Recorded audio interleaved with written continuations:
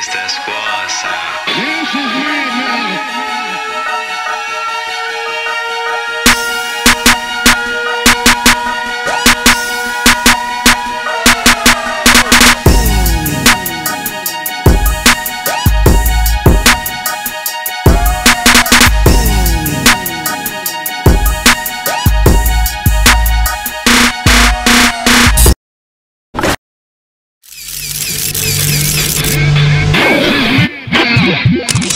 To the King of New York. Third round is gonna be who won that battle. All right. Yes, sir. All right, Megazar. I'm gonna share the screen so you can have your clock, and your time is gonna start when you start talking. All right.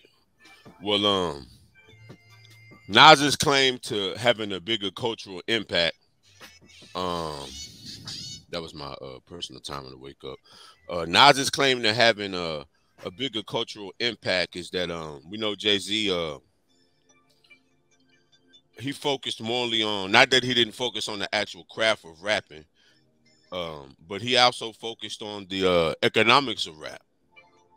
So Jay-Z has the most #1 albums of any artist with 15, but Nas, who really didn't focus on the economics of actual rap, he still has 10 out of his 15 albums. He still has 10 albums that debuted at #1, with him always dedicating himself to the actual and practical art of MCing, with that being the #1 thing. Of course, that encompasses everything within our culture. So I would say that's a unique aspect about Nas. He never really dedicated himself to the economics. I mean, they all dedicate them. This is their job, but I would argue that no other rapper has been promoted the likes of Jay-Z. I believe Jay-Z is the most promoted and advertised rapper of all time. Henceforth, you know, the 15 that plays a part in the 15, but outside of a couple commercials here and there by Nas, him and AZ on sitting on the stoop in a Sprite commercial, you can't really pinpoint too many times you've seen Nas. You can't really pinpoint too many times you've seen Nas go down that lane. Also, when it comes to artistic risk, come on, man. We know who stuck his neck out when it comes to artistic risk. Nas actually have a song called, I Know I Can, dedicated to the children. Also, it was written, was probably at its time in 1996. Henceforth, while New Yorkers don't really herald that album like all of us around America do in terms of how it impacted us, Street Dreams remix, If I Rule the World with Lauryn Hill, the first New York rapper taking that big of a risk, rapping with Dr. Dre, doing what most would consider the height of the East Coast West Coast beef. And of course, it was written. You can't really name too many prominent MCs who were singing on hooks and doing the likes of that in 1996, especially one who was held in as high regard as Nas. You know what I'm saying? With what they crowned him at in New York, which was pretty much the second coming of the Rakim, the Coogee Raps, the grassroots lyricist type of rapper. I would also say Nas's mark on the tech world. I don't know too many rappers outside of Nas and Chameleon who have attacked the tech world as aggressive as he has. Nas has household object, like everyone that has a Ring doorbell. Nas invested in Ring when it was a startup. Anyone who's ever got a Lyft, you can't call it Uber, you call it Lyft. Nas was one of the ground funders of that. He's revolutionizing the tools of cutting hair with the bevel blade. like I've actually seen a bevel blade up close, and I can't really explain the I can't really explain the tech behind it, but I know I had never seen a pair of clippers like that. And when you're dealing with hold on, I don't know what's wrong with my computer right here. As far as what their peers think of them, I would say that it leans toward Nas if you ask their peers in their generation. Once you start trickling down to other generations, it becomes more of a toss-up. And I would even say they would lean more toward Jay. But if you deal directly with their peers, they would say a lot of them would say Nas, like Ghostface when they was on the tour that they just came off of. He was just pretty much saying Nas was the golden child, and the JZA, who I consider one of the best lyricists of all time. He even said that, which I've never seen the JZA say anything like, what I'm saying? I've never seen him talk glowingly about anybody outside of the Wu like that. So Nas's cultural impact, it isn't to be measured with necessarily sales and things like that. It's staying power. I would say consistency. And it was someone who's from start to finish, he's going to be one of those that bookends as the same. The same he came in is the same that he came out. I would say what you see Nas as today, you saw him as in his youth, as his youngster. He just grew into it more. So I'm saying it wasn't no dynamic change. Time. All right. That's Megazar's first round clips. You ready?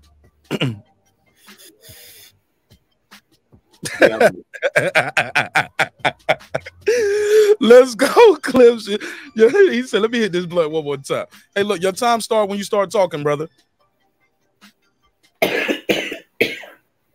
I said talking, not coughing. Take your time. Get it together. All right. Now, as far as cultural impact. Sorry. As far as the cultural impact on the hip hop culture goes, let's first just establish a timeline. The barbecue was 91, whatever like that, and 91, Jay-Z was still doing like 8 bars randomly with Jazzo. Okay. But people knew the Hawaiian Sophie dude.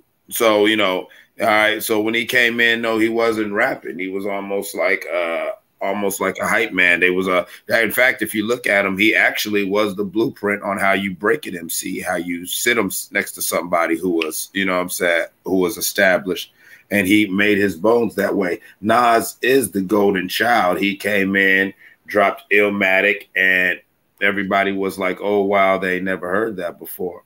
But let's just be honest. 96 came, and people saw something different that most people did not appreciate until 99. All right.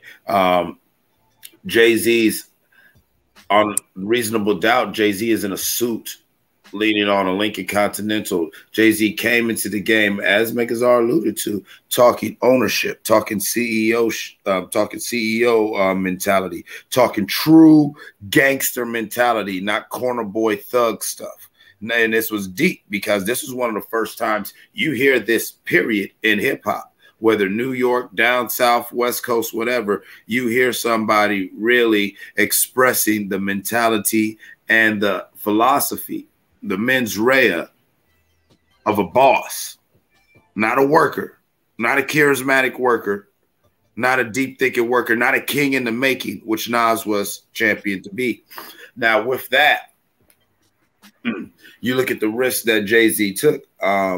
Nas made it a hot line. Jay-Z made it a hot song. This was one of the first times you see in the golden era. Like, people played with it a little bit in the 80s, but nah, this was ill because, outside of big sampling, Lords of the Underground. I live for the funk, I die for the funk. When Jay-Z took Nas's whatever, that made people go back and say, you know what? Yeah, you know, that one line, whatever. And you saw a wave of that after Dead Presidents. You saw a wave of people digging through the crates, trying to find them classic lines and bring them back and make them even more iconic. And so sonically, when we're talking about innovations on the culture and iconic, let's just look at what Jay did and the types of beat he used when he grabbed Pharrell, when he grabbed Timberland. No, he wasn't the first to grab him, but he was the one smart enough to see what was going on and put his fingerprint on the wave before the new waves were established, and something he is still doing till this day. Okay. All right. Iconically, Nas, it's great to see Nas do all these great songs and everything and these great albums. But Jay-Z, when Jay-Z drops a verse, it is now the hip hop version of a presidential address. We stop. You haven't seen that since Michael Jackson had a new song come out because Jay-Z hasn't oversaturated himself. All right, people change the way they dress. They change the jewelry they wear. They change a lot of things because of Jay-Z's innovations. Okay, what's the difference between a 4.0 and a 4.6? Like 10, 20 grand. Get out of here. You feel what I'm saying? Like that comes from Jay.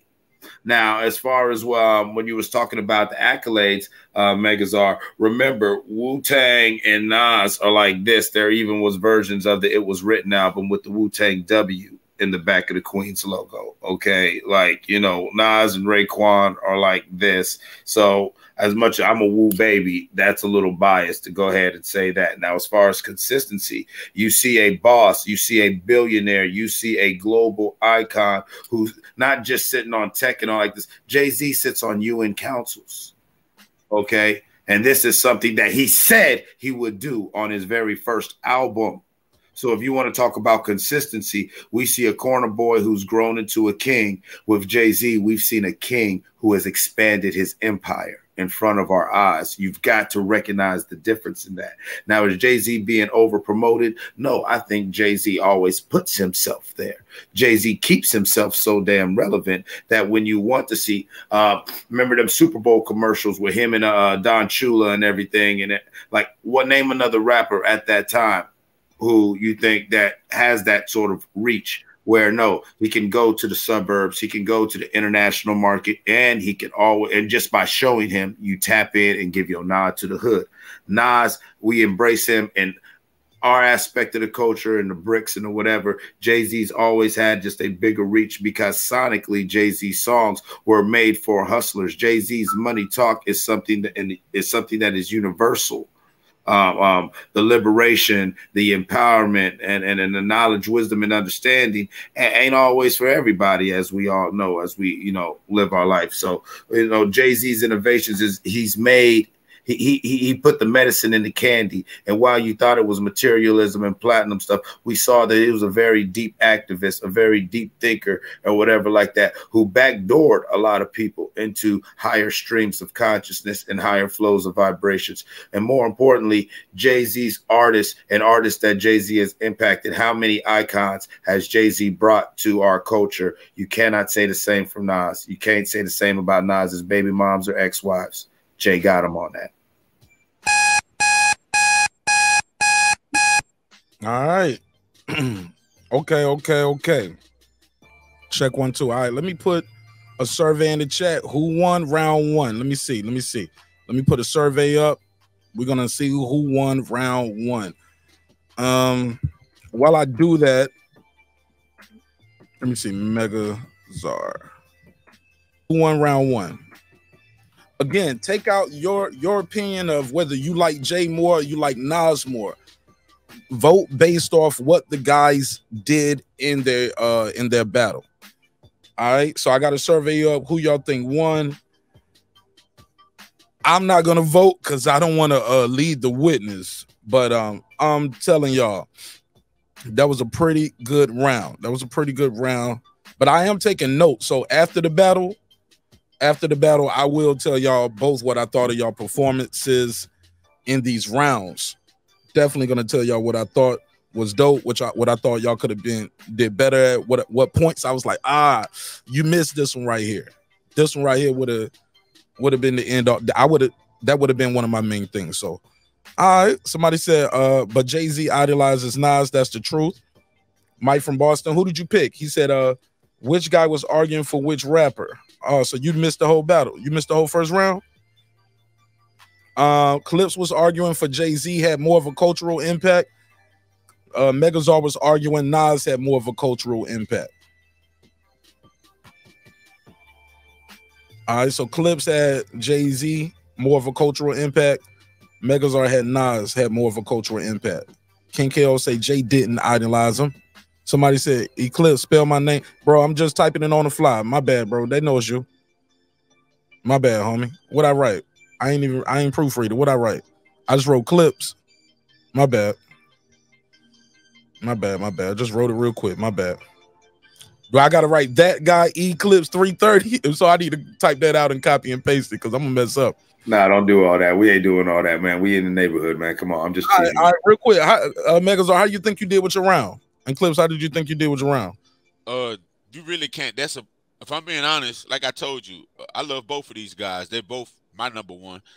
Come on, bro. You can't argue who had a big impact. Nobody's had a bigger fucking impact than Jay-Z, bro. I pull what I could pull from. But come on, bro. Nobody's had it. Oh, I got something for you then. Oh man, don't say that. Nigga, the battle's still going. Don't say that. Nah, bro. I had already, bro. I surmised. I said no. Listen, bro. I surmised that I was gonna lose that round. I'm not gonna lose no other rounds. Okay, well shit. Let me. Bro, this is Clips.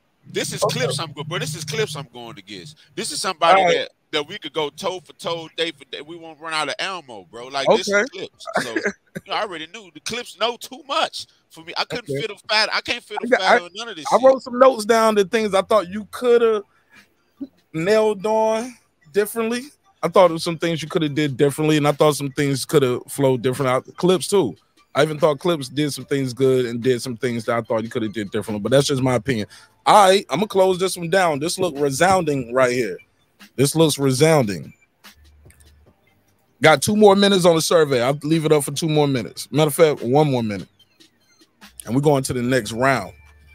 What's the topic of this round? This round right here was who has more of a claim to the throne of King of New York. All right, I'm going to close this one out because I don't think you're going to come back from this one, Megazord. It ain't even close. Clips got round 1, 89% to 11%.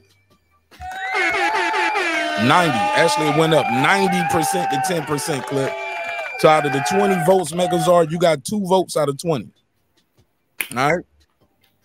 Good round, brother. Nah, we call that a body, nigga. Ooh, all right, Megazord, you better step this second round up. All right, it is on you again. Megazord, it is on you again. You are going first. And again, this topic is who is the king of New York? Who has more of a claim to say, nigga, I'm the king of New York? Is it Nas? Is it Jay-Z? You said it's going to be Nas, so you got 6 minutes on the clock. Your time will start when you start talking. Now let's get to chopping this fable. Okay. The king of New York should only last 15 minutes. Everybody thrived, though, is what you did with it, in the words of Nas. In 1994, the concept of King of New York came about from B.I.G., from Notorious Big. But even in that, Nas was crowned King of New York in 1994 because of the seminal piece of hip-hop work that is Illmatic. That's the New York hip-hop Bible. I'm not going to call it my hip-hop Bible, but it's the seminal New York hip-hop album that could be considered the hip-hop Bible of New York. 95 is a question mark. I would say you could lean more toward Big or Raekwon in 95.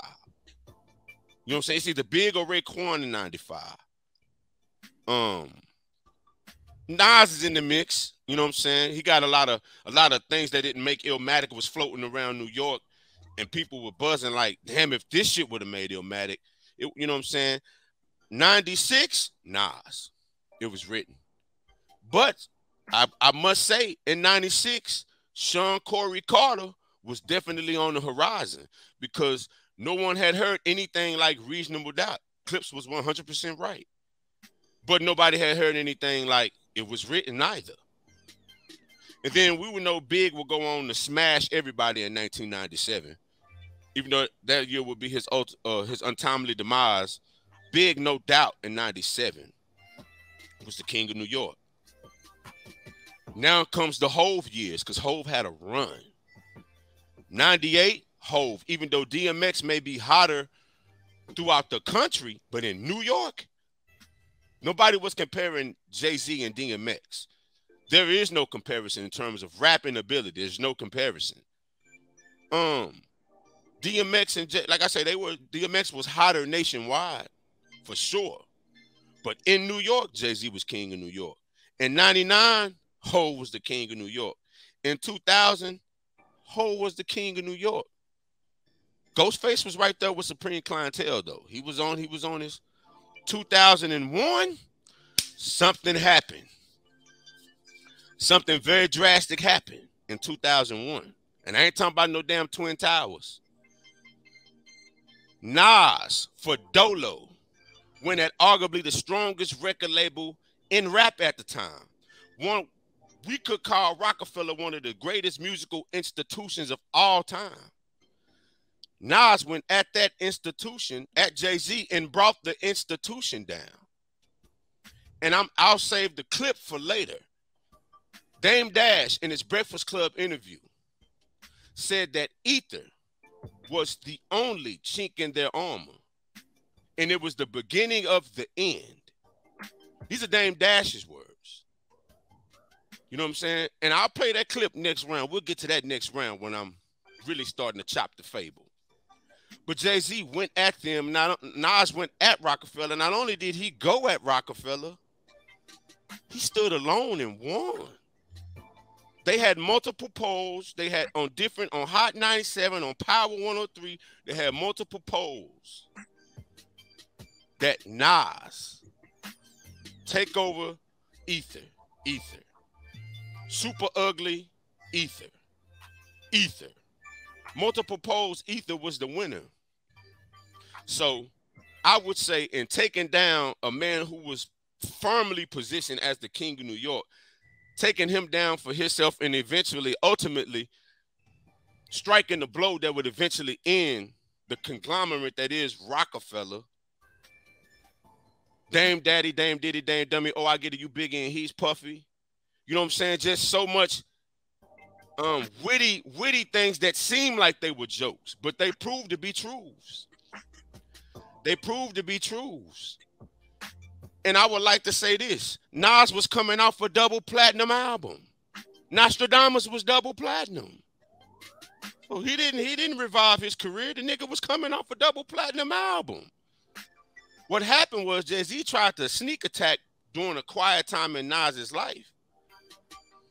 And like I said, Nas emerged from that situation on top. And then they will go on. It wouldn't even be necessarily a battle for King of New York no more after that. Nas burnt the fucking title down. It wasn't even a viable thing to be King of New York no more after that. But if we just going strictly on albums, bro, come on. Jay-Z's 444 was heavily inspired by Nas's Life is Good. He went and got the executive producer that Nas used, No ID, and No ID executive helped Jay-Z. He co-executive produced the album, and he produced all the tracks. Life is Good. He's talking about his divorce with Khalees and all of that. Jay-Z's talking about his cheating scandal, you know what I'm saying, all that. All I'm saying is Nas went on to take that claim of King of New York and he buried the shit. He made it obsolete. You know what I'm saying? Jay-Z and his whole entire crew, they went at him. And he stood and he won for Dolo.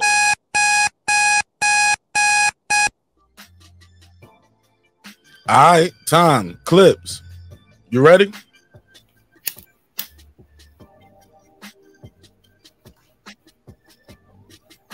Okay.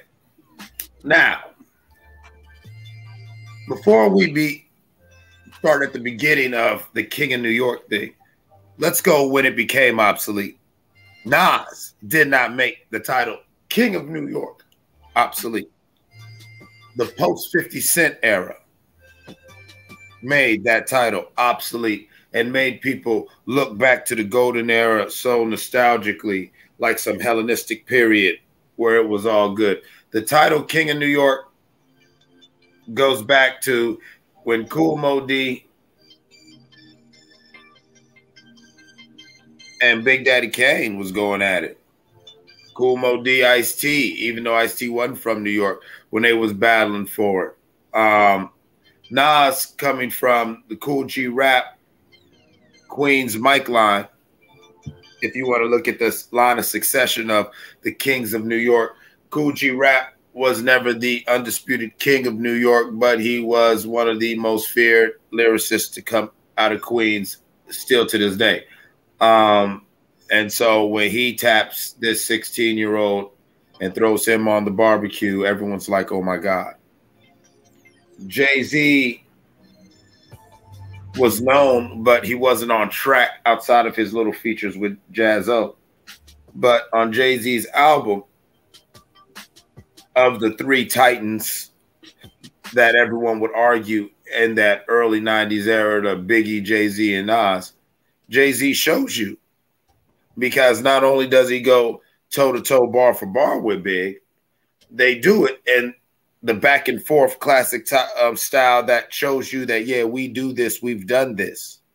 This is why Big is that nice, because, yeah, this is why I'm that nice. This is what we do. These are our guys. People forget they all went to, I think, of a PS 22, 222 or something like that. I forget the name of the number of the school that, yeah, all those guys went to. So this is something that was going on. When Nas drops Illmatic, he's heralded as a genius, and it was a great album. But let's just be honest. AZ's verse from Life's a Bitch is the one that, like, I mean, Nas's verse is great, but the way AZ starts Life's a Bitch, that's what sets that song apart. You can't name no song in Jigga's catalog until Jigga's well into 15 years into his career where you could be like, yeah, it was this other person's verse on a song that did it for me. Actually, some would say that AZ's loyalty to Nas proved that he's a real one, but also in many ways hurt his career. The only people you could say that about with Jay-Z would probably be a Mill and everything. So, and as far as King of New York, when Jay was on, you saw the city elevate. You saw other people want to elevate that thing. He brought the Nets to Brooklyn. I mean, a lot of people will trip about the gentrification, but no, he did that. He literally changed the landscape of the city. Okay.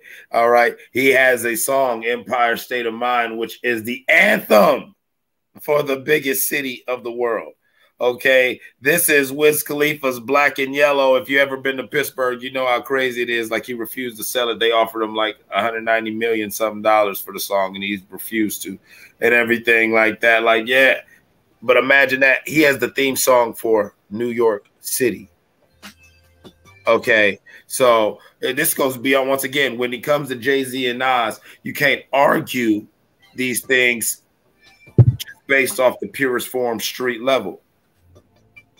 With Reasonable Doubt, with Jay-Z's whole career, we see a MC, we see a transcendent, transformative individual who is bigger than street level shit. Okay. So even like, you know, all them times, DMX, Big Pun, all these great flash in the pans, everybody, even 50 Cent, anybody from New York or the East Coast or Lil Wayne, people not even from New York, you've got to go to Jay-Z to get that approval. Nas is showing the OG love and showing that you're a purist. You have to get acknowledged by Jay-Z. And more importantly, outside of, you know, on Jay-Z's song, you've got Brooklyn's Finest. You've got one of the best comebacks in the best ways to diss somebody, in my opinion, from Biggie. If Faith Fast Kid, she probably has Tupac's. And then Jay-Z Did the same thing with 50 Cent. I'm about $1. What the fuck is 50 Cent? Ended the whole conversation. Next thing you saw 50 standing next to Jay-Z talking about if I can't do it, trying to be friends and sell shoes. Because, yeah, it's over. It's over. Why? Because the king has spoken. Nas, when you talk about he had to go against the label, Nas had to argue. Nas had to whatever because the streets were talking. And as far as Ether, Nas didn't write all of Ether. Nas has had ghostwriters. Life's a bitch, but God forbid the bitch divorce me. I'll be flooded with ice so hellfire can't scorch me is a Cormega line. Matter of fact, Cormega famously fell out with Nas for classic Nas bars that, yes, it is proven that, no, that wasn't Nas's bar. You haven't heard that about Jay. Only thing we hear about is the rhymes, the iconic rhymes that we all know that Jay wrote for your favorite artist. Who's the king of New York? It's not even close. All right. All right, we got the survey up. Need y'all to vote. Need y'all to vote on this one. Who won round two? Who won round two? Round two. What it do? I thought both of y'all came out. Definitely, both of y'all sound like y'all woke up a little bit more in that second round. I guess y'all had to shake off. I guess y'all are Martin and Will Smith. Y'all are the old bad boy. Niggas had to get up a little bit, take off that nap, but I'm telling you, man, I think both of y'all, that was y'all so far, that was y'all both of y'all had better rounds than the first. But I definitely took some notes to see how it was going, you know, and I critique it afterwards. But man, good round. I'm gonna leave that up for another 2 minutes, leaving that up for another 2-3 minutes. while these guys gather up for their next round. But y'all smash the like button on the way into the room. Definitely.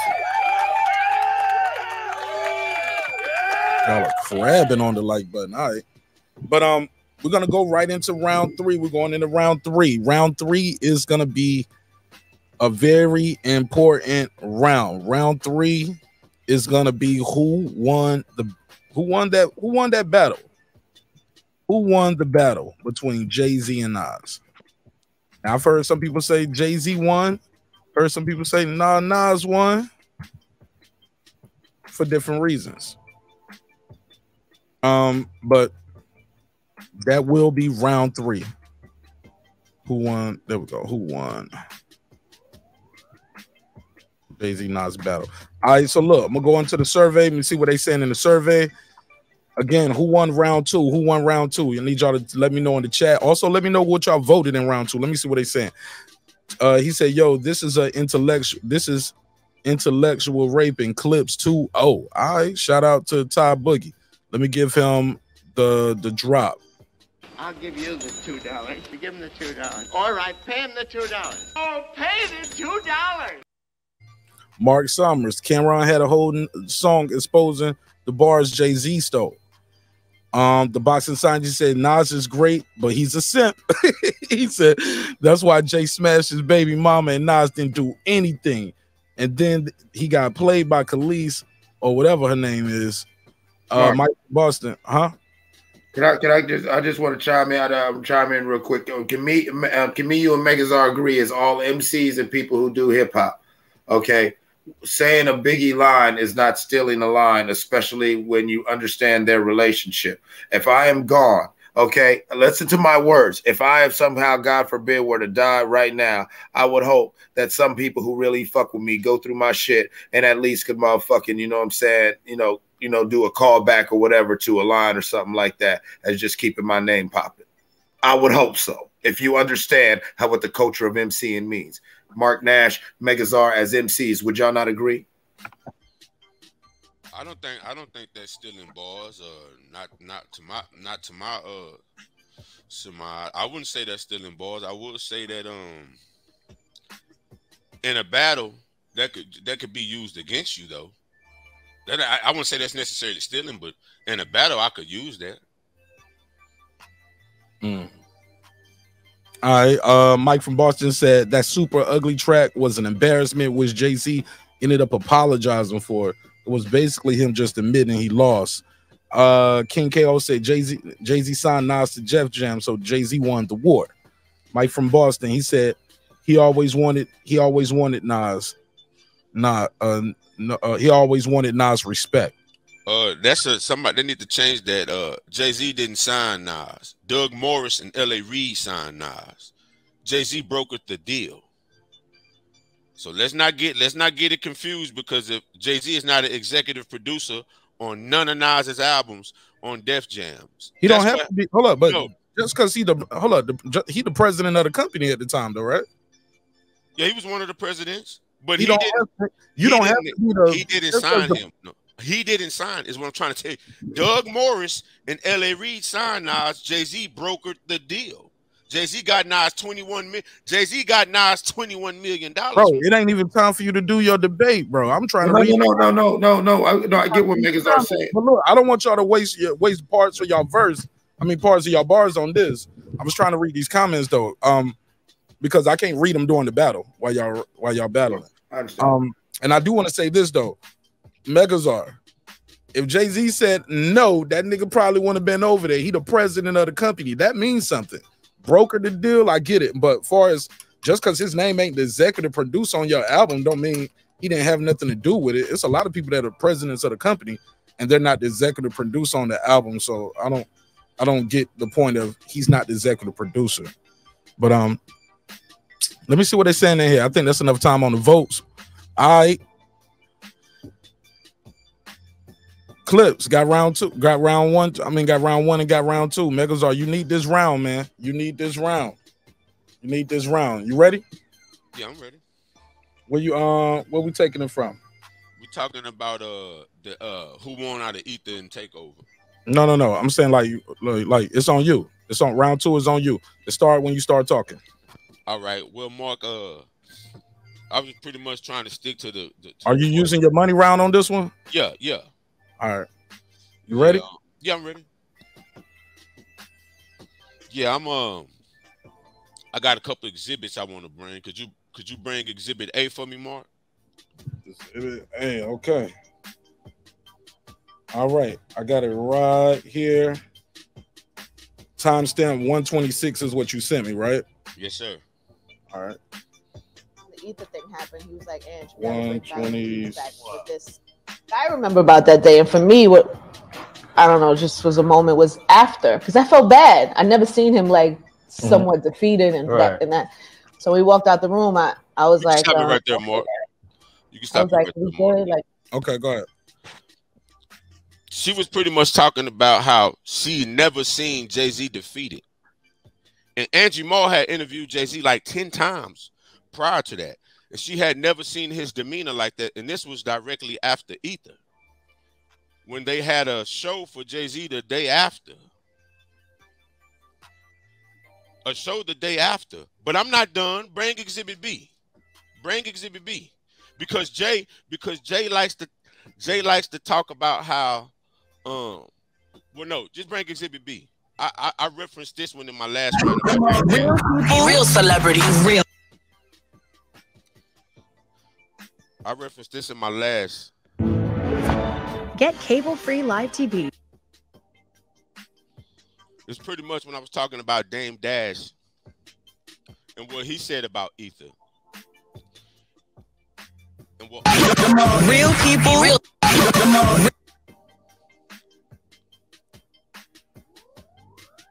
What's the time slot on this for what? It should be 4 hours. It should be at the hour in 4 minutes. Yeah, because you got 4 minutes and 14 seconds. Let me see. Okay. I got it 1 hour, 4 minutes and 14 seconds. Okay. No, the whole thing. That's how long the whole thing. 1 hour and 14. Yeah, but it's 1 hour, 4 minutes and 14 seconds. Okay, I got you. Sorry about that. About shooting a rock. Here we go. Where campaign, and when I landed, I heard Super Ugly. When I landed, and I was sick, and I was like, "What the fuck happened?" Because you didn't advise that. I did not say that was all right. So, me and Irv Gotti.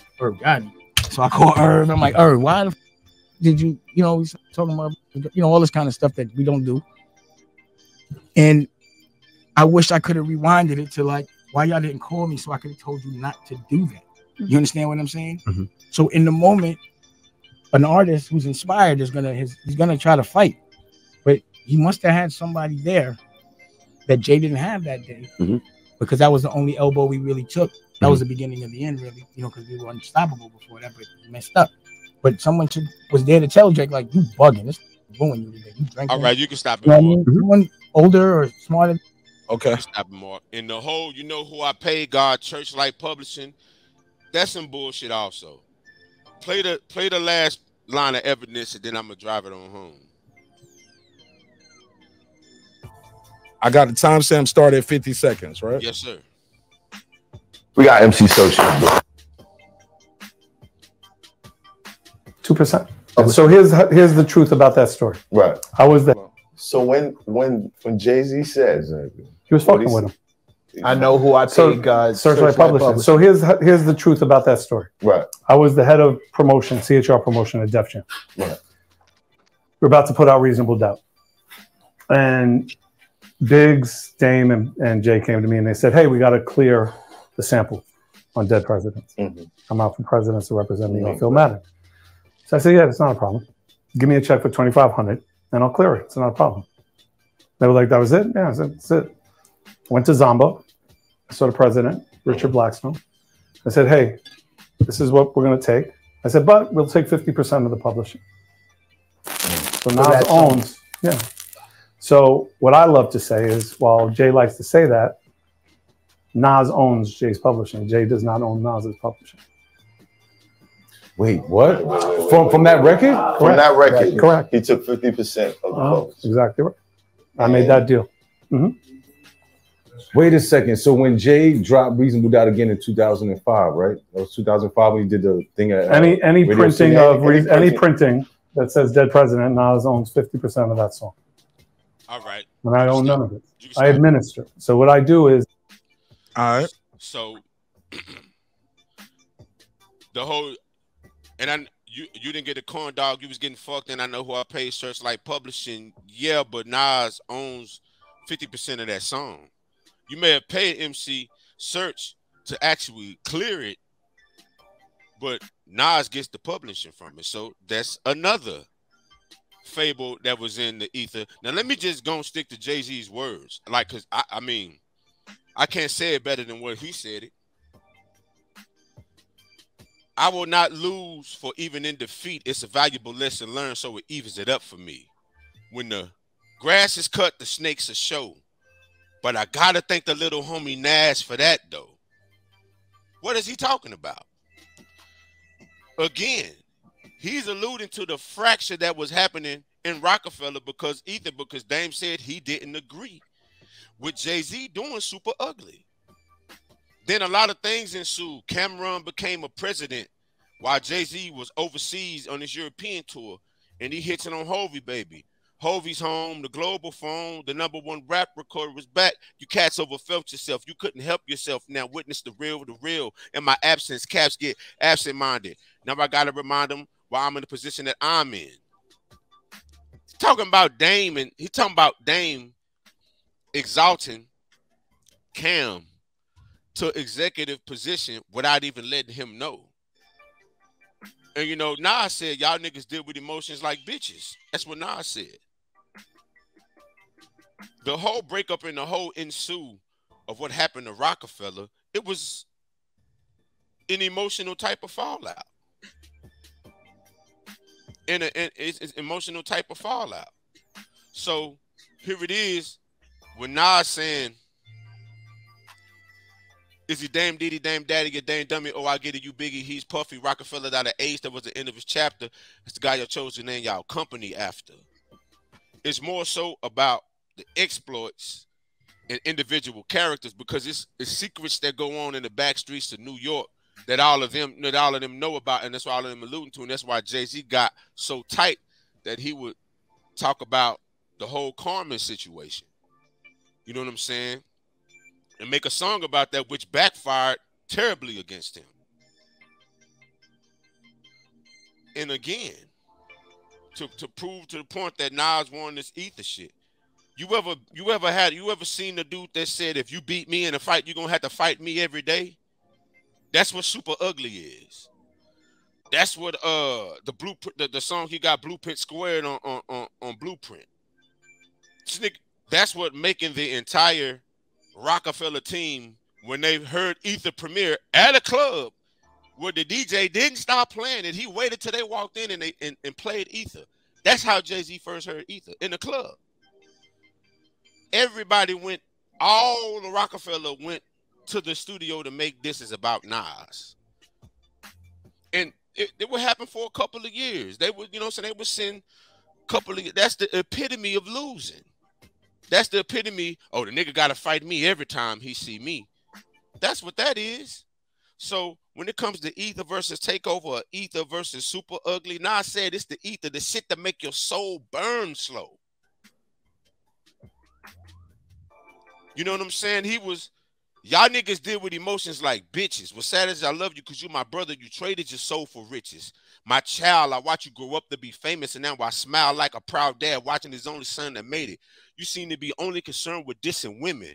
Were you abused as a child, scared to smile, they called you ugly? Jay-Z has a history that he even admitted of misogyny against women, whether it's Money Cash Hoes, whether it's Big Pimpin', whether it's Cashmere Thoughts, the Super Ugly. The list goes on and on. The list goes on and on. So Nas struck a chord. Like Nas was it's this ether, this shit that make your soul burn slow. And this whole, you had one hot album every 10 years. When it was written, Nostradamus and I Am out so Illmatic easily. So like, come on, bro, let's be real. Ether is the shit that make your soul burn slow, to the point to where fucking Jay-Z will drop a song or something when Nas drops an album today, and Nas just went #1 in 2021.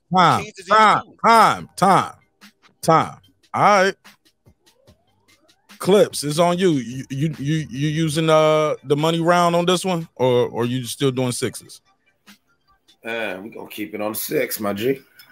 All right, Clip said I don't need the 10-minute round. All right, let's go. My bad. It start when you start talking.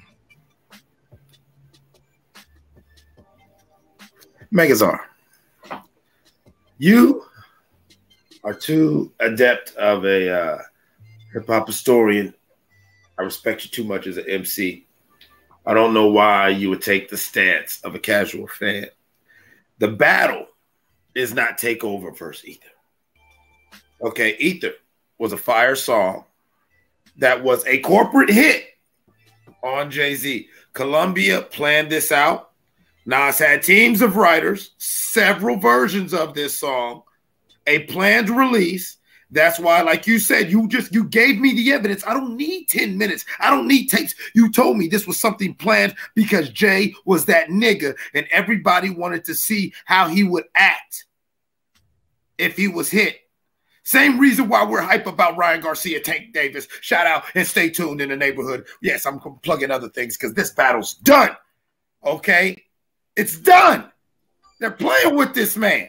They did a lot of shit. Mark, you laughed at me years ago when I brought up Big 7, who I knew from Jersey. Since then, how many versions? Go on YouTube yourself. Do your Googles. Don't take that guy clips from it. There are several versions of Ether that are unreleased. This is a song this man was cooking up for over a year and a half. Because like you alluded to, these boys knew each other. They mamas knew each other. They knew each other since they were kids. Now they rich fucking on each other's bitches. Only Nas is fucking on Jay-Z's side's bitches, and Jay-Z's fucking on his main. That's why, and as you saw with the Meek Mill and the Drake battle, they got inside information on each other. New York's too small. That was a whole big whatever. And then everyone talks about, oh, this song, that song, or Takeover. You forget the truth, the one that ended the battle. Not Super Ugly, Hovey Baby. Because can't you see that he's fake? The rap version of TD Jakes, prophesizing all these CDs and tapes. Man, listen, man. The thing about Nas, I was brought up by Prodigy, brought up by Tupac, brought up by Nori and all the other people who are close to him. Yes, he's had fallen out. Some people he's reconciled with, and something that he'll even admit. Yes, he does do that. Oh, you misogynistic. You was Uchi Wally. You was Shorty OU for Ice. But every time when anyone says anything to him, he throws a kufi and some fucking glasses on. You feel what I'm saying? Start saying big words and say, you know, we was kings in Africa. And we forget that you were selling dope, getting ahead, and fucking bitches the rest of your album. You know what I'm saying? Like, I think with Nas, because he was so intellectual and poetic in the way that, you know, say he could wax poetic. And I will give him, he is the father of the 4/6/4 rhyme scheme. You know what I'm saying? Y'all MCs, y'all know what I mean when I say that. You know, I will say he's the father of that, which really is nothing but a modern adaptation of Kool G Rap's rhyme pattern, because he is a Kool G Rap baby. More, you know, for Roxanne Shante. He grew up in her building. Jay, you hear the Big Daddy Kane and the mic line. You hear what he took from Jaz-O, but you hear that Jay has been able to stay relevant.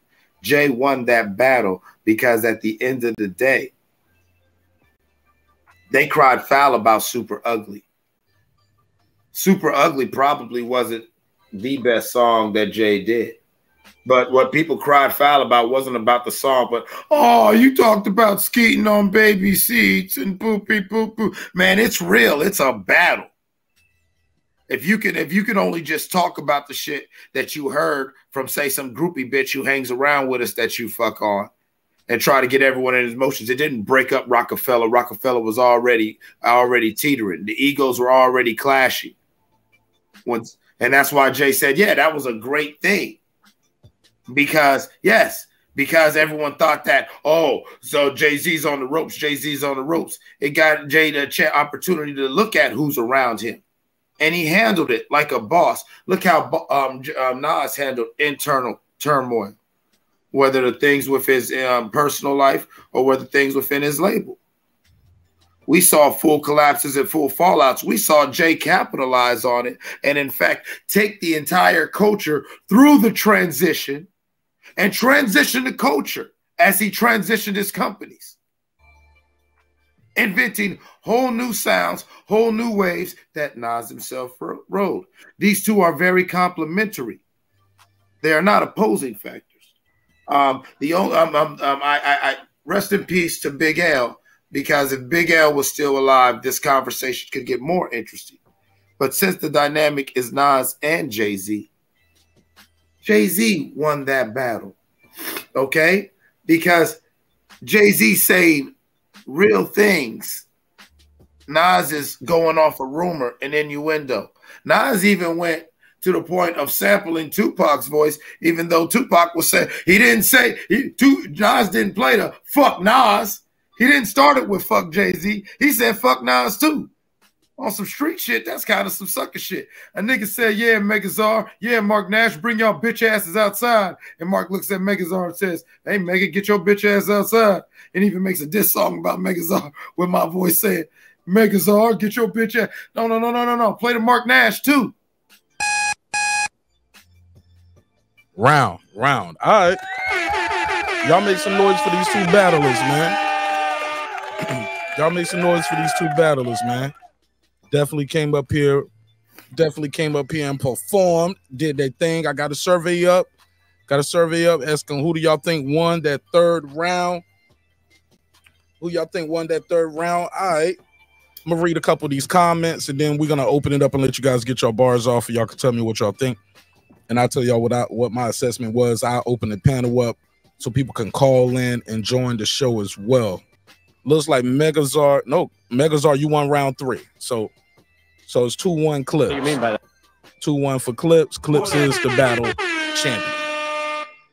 Y'all make some noise for Clips, man. Y'all put them flame emojis in the chat for my boy Clips, man. Got a first dub over here. 2-1 in this battle. Megazar, they gave you round 3, though. You said round 3 was going to be your strongest round, and it definitely was. This that squad sound.